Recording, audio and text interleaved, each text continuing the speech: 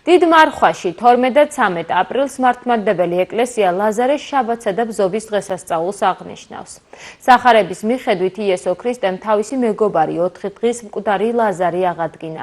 ბზობის დღეს მორწმუნეებს ურიგდებათ ნაკურთხი ბზის ტოტები გასახსენებლად იმისა, თუ როგორ უფენდნენ იესო ქრისტეს მწვანე რტოებს იერუსალიმში დიდებით შესვლისას პასექის უკანასკნელ დღესასწაულზე.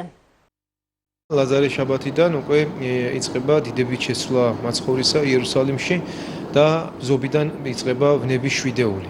ანუ ესე იგი ეს უკვე რას ნიშნავს, რომ აღდგომის მარხვა გაილია, მიიწურა, სულ რაღაც ერთი კვირა დარჩა ბრწყინვალე აღდგომამდე და ჩვენ უნდა გვახსოვდეს, რომ უფალი განკაცდა თითოეული ჩვენგანისთვის, რომ თითოეული ჩვენგანს თავისუფლება და ხსნა და სასუფეველის კარები გაეხსნა და ცხონების საშუალება მიეცა და ჩვენც უნდა ვეცადოთ, რომ აი დღეს კიდევ არის დრო ღვთის მადლით და ღვთის მოწყალებით, რომ მე-11 ჟამის მუშაკის მსგავსად ყველა შეუდგეთ მარხვას და ლაზარეს აღდგინებით მსგავსად 4 დღის მკვდარი ლაზარე რომ აღადგინეს, უდიდესი სასწაული რომ მოახდინა და განცვიფრდა იქ მყოფი საზოგადოება, აი ჩვენც ნებისმიერი ცოდვიდან უფალი აღგვადგენს, უფლის მოწყალება დიდია და კაცობრიობისთვის აი სწორედ უფალი იმიტომ მოევლინა, რომ კაცობრიობა გამოიხსნა 4 დღის მკვდარი ლაზარეს მსგავსად აღადგინოს კაცობრიობა და განკურნოს და აცხონოს.